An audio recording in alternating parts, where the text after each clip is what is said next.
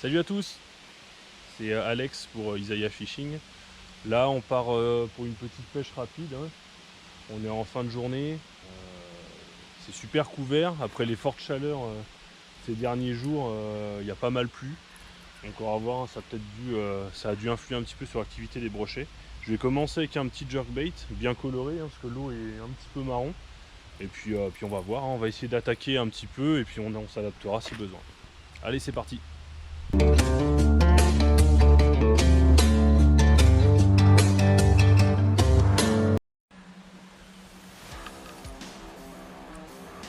Pas mal d'activités là, il y a pas mal de poissons blancs qui sautent en surface là. Donc c'est bon signe. Ça veut dire qu'il y a du bait fish qui se concentre sur la zone là. Ça développe potentiellement des zones de chasse pour nos brochets affamés, hein, parce que avec les chaleurs qu'il y a eu ces dernières semaines là, j'ose penser sans trop prendre de risques, qu'ils sont nettement moins alimentés que d'habitude. Donc à un moment, faut bien se rattraper quoi.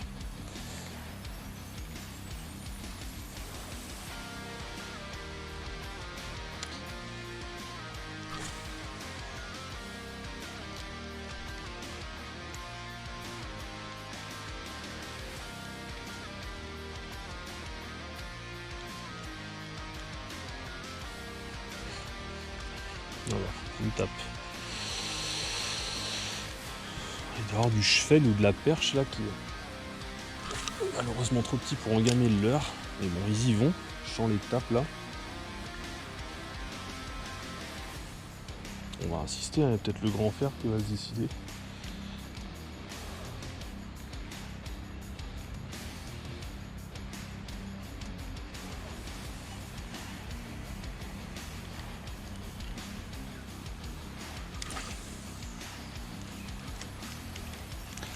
L'avantage de pêcher avec un petit jerk suspending comme ça là, donc il est ni flottant ni coulant, hein. Puis si j'arrête de mouliner, il reste dans sa couche d'eau. C'est vraiment de pouvoir exploiter toutes les couches d'eau possibles, à savoir canne haute. Je vais privilégier, voilà, le leurre va s'animer style un peu wakebait, voire stickbait. Si je baisse un peu la canne, voilà, il va aller chercher un petit peu au fond. Donc voilà. Et si vraiment je me mets canne très basse, sillon dans l'eau, je peux faire éventuellement du linéaire. Et là, je peux même racler le fond comme je le ferais avec un crank ou ce type de leurre. Quand on ne sait pas trop sur quoi sont les poissons, bah, faut pas hésiter, hein, on met un petit leurre suspending comme ça et on essaye un peu toutes les couches d'eau.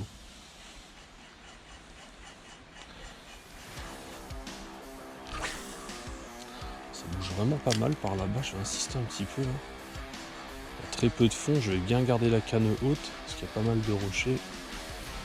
Pour éviter de perdre un leurre tout de suite.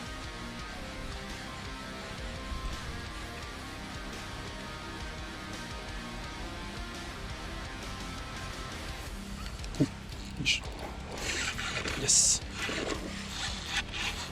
C'est un beau brochet en plus.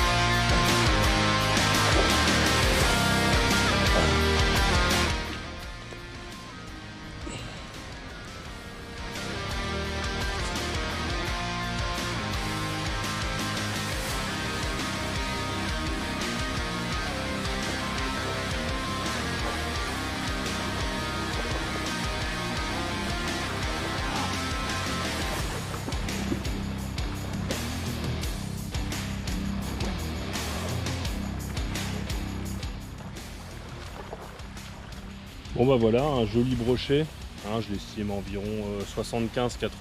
Malheureusement j'ai pas pu le montrer parce que bah, Pour me donner bonne conscience, j'ai voulu le décrocher dans l'épuisette.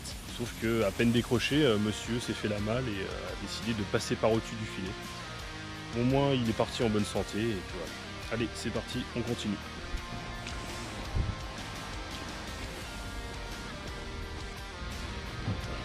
Un petit peu de bordure par ici. Essayer de pas se gaufrer trop tard. Voilà, la pêche c'est aussi ça. Les galères et les gamelles.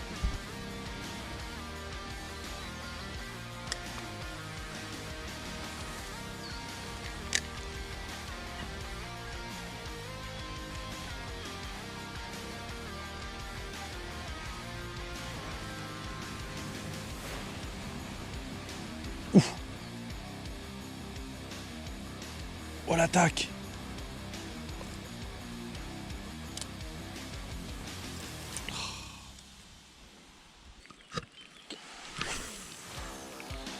Ici on est sur un plateau en fait qui donne sur un tombant.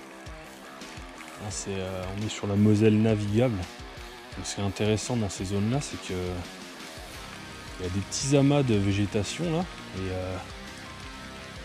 puis on a des tombants qui sont intéressants parce qu'on passe de 30 à 40 cm de fond à 5 à 6 mètres. Et souvent c'est là qu'on peut tomber sur du silure, du brochet aussi embusqué qui vont chercher un peu la fraîcheur là, comme pendant ces derniers jours. Puis ce qui est intéressant surtout dans ces plateaux là, c'est qu'il peut y avoir des jolies attaques à vue quoi. Donc ils font partie des super moments de la pêche au leurre.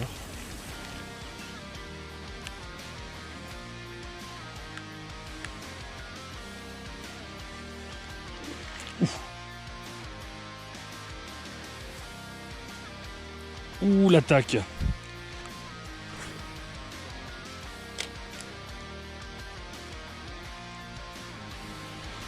Ouais, celle-là faisait pas de doute. Hein. Voilà, fin de la petite session, hein. On termine sous la pluie. Bah voilà, il n'y a pas de sorcellerie. Hein. Quand on se rapproche des 15 degrés, et bah, l'activité tout de suite ça se fait ressentir. Hein. Là on voit, on a dépassé, enfin on a flirté avec les 30 degrés pendant plusieurs jours.